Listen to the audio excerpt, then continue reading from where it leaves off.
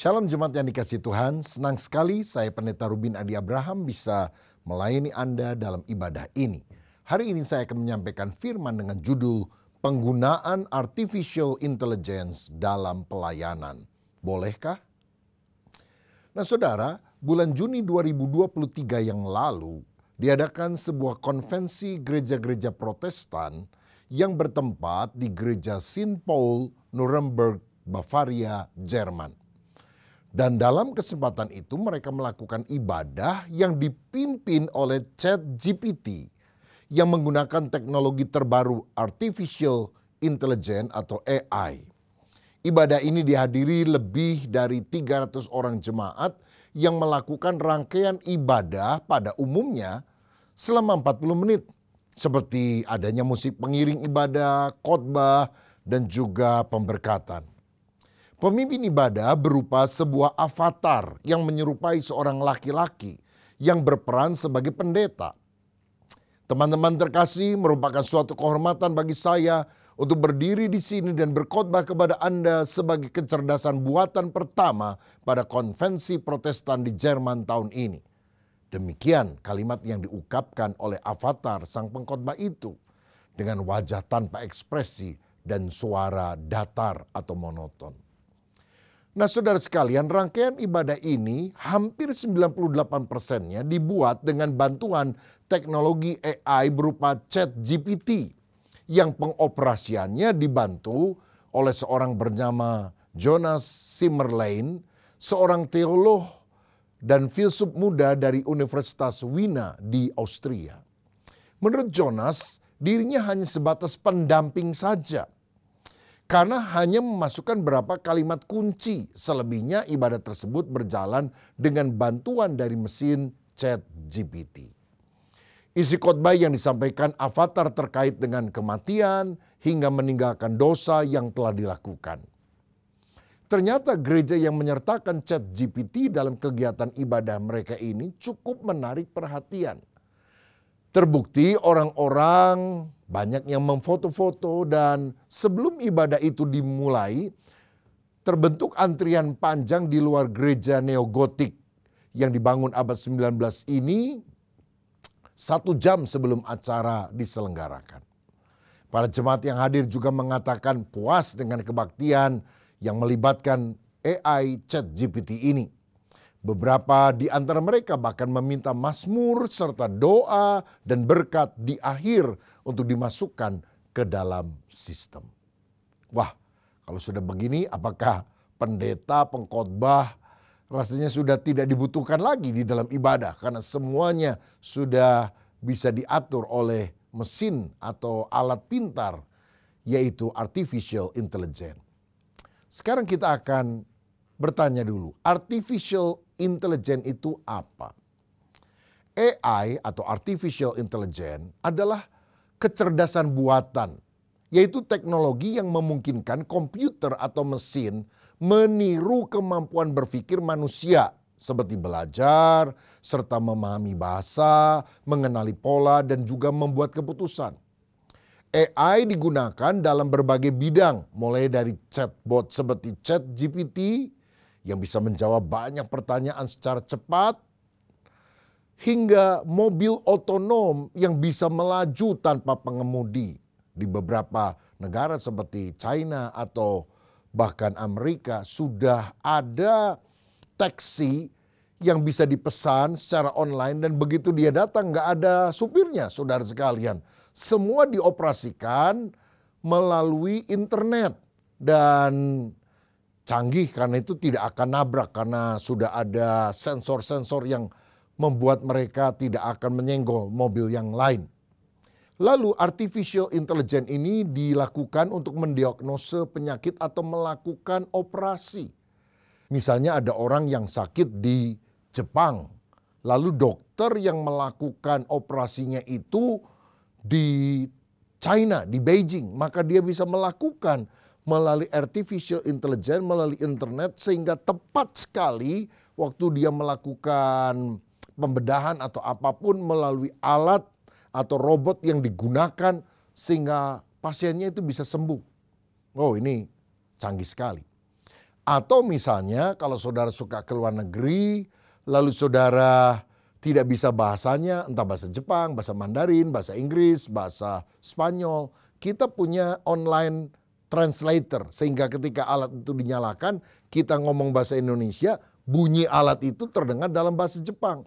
Orang jawab dalam bahasa Jepang, lalu bunyi lagi alat ini untuk kita dalam bahasa Indonesia. Wah, canggih betul kan? Wah, rasanya penterjemah lama-lama tidak dibutuhkan nih saudara sekalian. Juga di dalam M-Banking dan hal-hal yang lain, AI ini sangat dibutuhkan dan menolong manusia. Contoh AI itu beragam, yang terkenal buatan Amerika misalnya ChatGPT, OpenAI, dan sebagainya. Tapi sekarang AI dari Amerika mendapatkan saingan luar biasa dari China yang membuat saham dari AI Amerika rontok dalam satu hari lebih kurang 1 triliun US dollar. Karena China bisa membuat yang jauh lebih murah. Misalnya DeepSeek atau Ernie Board dari Baidu. Pertanyaannya bagi kita sekarang, bolehkah kita umat Kristen menggunakan teknologi khususnya AI, Artificial Intelligence seperti ChatGPT dalam pelayanan? Nah, saya ingat ada beberapa ayat yang kita bisa kutip untuk menjawab hal ini. Yang pertama misalnya Matius 28 ayat 19 dan 20. Yesus memberitakan tentang amanat agung, pesan terakhir sebelum dia naik ke sorga. Pergilah, jadikan semua bangsa muridku, baptislah dan ajarlah. Nah saudara-saudara, karena ini perintah yang diberikan kepada para murid untuk memberitakan Injil menjangkau semua bangsa, maka kita bisa menggunakan teknologi masa kini untuk tujuan tersebut. Misalnya saya berkhotbah, direkam, lalu diupload ke YouTube yang bisa diakses dimanapun melalui internet. Ini kan bisa ditonton oleh orang kapan saja, di mana saja. Sehingga pemberitaan Injil bisa disebarkan ke seluruh dunia. Saudara, termasuk juga chatbot seperti ChatGPT yang ketika kita gunakan, kita ketik, bisa menjawab pertanyaan soal kerohanian yang kita tanyakan. Misalnya, apakah Yesus juru selamat yang bisa mengampuni dosa kita dan membawa kita masuk ke sorga? Maka ChatGPT akan memberikan jawaban seperti itu. Bagaimana saya sedang stres? Bisakah ada ayat firman Tuhan yang menguatkan hati saya? Kita ketik itu. Lalu akan muncul ayat-ayat firman dalam waktu yang sangat singkat untuk memberikan kekuatan rohani bagi kita pada saat kita membacanya. Oh, dahsyat sekali. Ayat yang lain adalah 1 Korintus 9 ayat 22 dan 23. Dalam ayat ini Paulus berkata bahwa dia bersedia menjadi segala-galanya bagi semua orang untuk memenangkan mereka bagi Kristus. Artinya, demi penyelamatan jiwa-jiwa, Paulus bisa menjadi seperti orang Yahudi atau seperti orang Yunani, atau pada masa kini menggunakan teknologi, yaitu cara baru untuk menjangkau generasi digital yang selalu terhubung dengan internet. Dan kita gunakan AI misalnya. Dalam Amsal 4 ayat 7, Alkitab menekankan bahwa hikmat adalah hal yang sangat penting di dalam kehidupan yang harus kita miliki. Miliki wisdom. Sebab hikmat jika digunakan dengan bijaksana, seperti penggunaan teknologi AI ini bisa menjadi alat yang mendukung pelayanan. Lagi pula dalam Kolose 3 ayat 23, firman berkata, apapun juga yang kamu perbuat, perbuatlah dengan segenap hatimu seperti untuk Tuhan dan bukan untuk manusia. Bukankah kita bisa melakukan sesuatu untuk kemuliaan Tuhan termasuk penggunaan teknologi? Jadi teknologi ini boleh dianggap sebagai salah satu jenis talenta yang diberikan Tuhan untuk kita gunakan bagi kemuliaannya. Jadi bisa saja menggunakan teknologi termasuk AI di dalam pelayanan. Nah sekarang apa saja manfaat daripada penggunaan teknologi artificial intelligence dalam pelayanan? Manfaatnya ada banyak. Yang pertama misalnya akses mudah ke firman Tuhan. AI dapat membantu menyediakan bahan Alkitab, renungan harian, tafsiran dari ayat-ayat tertentu dan juga studi biblika dengan cepat dan mudah diakses. berdasarkan kebutuhan individu yang menanyakan soal-soal itu kepada chatbot ChatGPT atau DeepSeek misalnya. AI juga bisa membantu kita membacakan Alkitab. Bagi orang yang mungkin sudah tua dan tidak bisa membaca dengan jelas, maka ChatGPT bukan hanya mengeluarkan tulisan, tapi juga suara, voice, bacaan. Misalnya ChatGPT tolong bacakan Mazmur 23 ayat 1 sampai 6. Maka akan muncul suara sehingga kita hanya mendengarkan. Bukankah ini kemajuan teknologi yang harus kita gunakan? Termasuk menolong rohaniwan dalam penelitian atau studi untuk bahan yang akan dia khotbahkan. Bahkan bahan dari bahasa asli Alkitab itu sendiri. Dan bukankah ini bisa membantu kita mempersiapkan khotbah dan membuatnya menjadi lebih mendalam? Yang kedua, efisiensi di dalam administrasi gereja. AI, Artificial Intelligence, bisa membantu dalam manajemen gereja. Seperti membuat jadwal ibadah, mengelola data jemaat, mengirimkan chat selamat ulang tahun secara otomatis kepada nama-nama orang yang sudah diprogram, dan lain-lain. Yang ketiga, pelayanan setiap waktu. Karena AI ini bisa melayani 24/7, artinya 24 jam sehari, 7 hari seminggu, 365 hari setahun. Pertanyaan-pertanyaan seputar iman, kerohanian, kita masukkan, kita ketik di sana, kapan saja dia bisa jawab. Termasuk menjawab pertanyaan dasar tentang Alkitab dan doktrin. Selain itu, teknologi ini bisa menjangkau banyak orang sekaligus. Karena orang dari mana-mana, dari seluruh dunia bisa menggunakan ChatGPT dan kemudian mendapatkan jawaban. Yang keempat, analisis dan strategi pelayanan. AI dapat menganalisis tren dalam pelayanan gereja dan memberikan wawasan bagi pemimpin gereja untuk meningkatkan aktivitas pelayanannya. Ada usulan-usulan yang baik yang bisa dibaca, direnungkan untuk memperkuat pelayanan di masa yang akan datang. Bukankah itu sesuatu yang sangat menarik? Yang kelima, AI juga bisa membantu pendidikan dan pemuridan Kristen. Seperti misalnya membuat materi pembelajaran, penerjemahan Alkitab, dan lain-lain. Jadi menerjemahkan Alkitab yang dulu mungkin perlu waktu berpuluh-puluh tahun, sekarang melalui AI dengan cepat sekali masukkan seluruh kosakatanya dan kemudian ambil Alkitab misalnya King James Version diterjemahkan di dalam bahasa suku apa, maka itu bisa dilakukan di dalam waktu yang sangat cepat dan jauh lebih murah. Bukankah ini terobosan sehingga pada akhirnya Injil Kerajaan akan diberitakan menjadi kesaksian bagi seluruh bangsa. Baru setelah itu tiba kesudahannya, Yesus datang untuk kali kedua. Saudara, bahkan kita bisa memberikan layanan konseling berbasis AI bagi mereka yang membutuhkan bimbingan dalam menghadapi masalah dan membuat keputusan. Jadi kita bisa tulis, saya lagi putus cinta, bagaimana saya bisa mengatasinya? Itu jawabannya bisa langsung muncul. Jam 3 dini hari, jam 12 malam, jam berapapun saja pertanyaan itu diajukan, jawabannya akan muncul. Nah, dengan menggunakan AI dengan bijaksana, seorang Kristen bisa lebih efektif dalam bertumbuh secara rohani tanpa menggantikan peran utama dari doa, komunitas, orang-orang yang percaya, gereja, kelompok sel, dan juga bimbingan Roh Kudus. Nah, saudara-saudara, tetapi tentu saja AI tidak bisa melakukan segalanya dalam pelayanan, tidak bisa sepenuhnya menggantikan peranan manusia dalam pelayanan pendeta, pelayanan rohaniwan dan sebagainya. Apa saja kekurangan artificial intelligence dalam pelayanan? Yang pertama misalnya, kurang sentuhan manusiawi. Karena AI tidak bisa menggantikan empati, kasih, dan kebijaksanaan seorang pemimpin rohani dalam membimbing seorang secara pribadi. AI tidak bisa merasakan emosi atau memberikan dukungan emosional yang mendalam seperti manusia. Yang kedua, bisa ada potensi kesalahan dalam interpretasi. Karena AI hanya mengolah data yang tersedia, yaitu data yang diinput ke dalamnya. Jadi bila tidak diprogram dengan benar, bisa saja AI memberikan jawaban yang tidak sepenuhnya sesuai dengan konteks iman Kristen atau ajaran gereja tertentu. Misalnya kalau oleh pembuatnya di negara itu mereka tidak percaya bahwa Tuhan itu ada, maka mereka membatasi, membloklah hal-hal yang berhubungan dengan Tuhan, perkara rohani.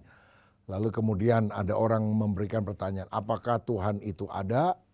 Mungkin jawabannya kalau sudah di-setel, Allah itu tidak ada, itu hanya pemikiran kosong manusia belaka. Dan tentu ini bisa bahaya karena banyak orang kemudian pikir ChatGPT selalu benar atau AI selalu benar.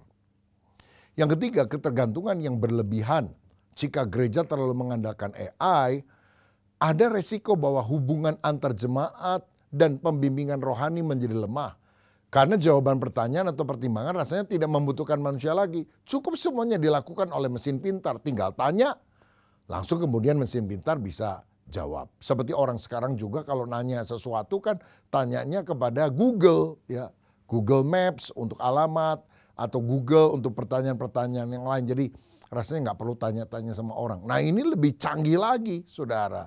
Ya Google lalu kemudian ada 1-2 langkah lebih maju menggunakan AI tersebut. Ketergantungan kepada AI juga bisa mengurangi hubungan pribadi dengan Tuhan. Karena kalau ada pertanyaan, kira-kira saya harus beli rumah ini atau di sini? Mana yang lebih bagus? AI bisa menjawab berdasarkan algoritma, memberikan data-data.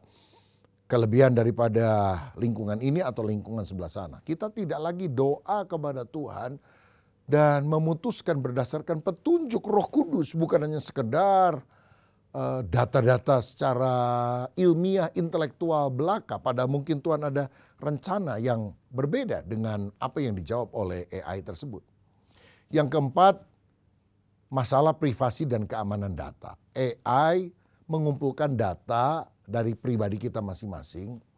Ini bisa menimbulkan masalah privasi jika tidak dikelola dengan baik. Datanya bisa bocor dan disalahgunakan orang yang tidak bertanggung jawab. Saudara, kita ngisi misalnya untuk langganan Facebook, langganan Instagram dan sebagainya. Itu kan data diambil oleh perusahaannya di Amerika Serikat. Kalau kita menggunakan bantuan AI dari China, misalnya DeepSeek dan sebagainya, itu kan datanya diambil oleh negara tersebut. Dan bisa saja ada penyalahgunaan oleh orang-orangnya dalam bidang tersebut. Nah saudara sekalian, dan yang kelima adalah keterbatasan spiritual. Karena AI tidak memiliki roh. AI tidak memiliki hubungan pribadi dengan Tuhan. Sehingga tidak dapat menggantikan peranan Roh Kudus dalam membimbing seseorang. Karena AI hanyalah bekerja berdasarkan algoritma saja. Padahal dalam pelayanan rohani, pimpinan Roh Kudus sangat penting untuk memberikan penghiburan, teguran, hikmat yang tidak bisa diberikan oleh AI. AI kan bisa jawab, kalau orang biasanya gejalanya gini-gini, jawabannya demikian. Tapi kalau Roh Kudus mengintervensi, kadang-kadang dia tidak berpikir linear, dia bisa berpikir out of the box karena dia sumber dari segala hikmat. Dan kita akan kehilangan petunjuk Roh Kudus kalau kita hanya mengandalkan jawaban yang ilmiah dari mesin pintar, tapi tidak melibatkan Allah di dalam kehidupan kita. Lagi pula AI kan tidak bisa mendoakan dan menumpangkan tangan kepada orang yang sakit. Tentu tidak bisa menggantikan doa yang dipimpin oleh seorang pendeta misalnya. AI juga tidak bisa memberikan konseling pastoral secara mendalam. Memang AI bisa memberikan saran, nasihat, tetapi tidak bisa menggantikan bimbingan spiritual yang berasal dari pengalaman, hikmat rohani dan empati seorang rohaniwan yang mungkin sudah senior dan punya wawasan hikmat yang luar biasa berdasarkan firman.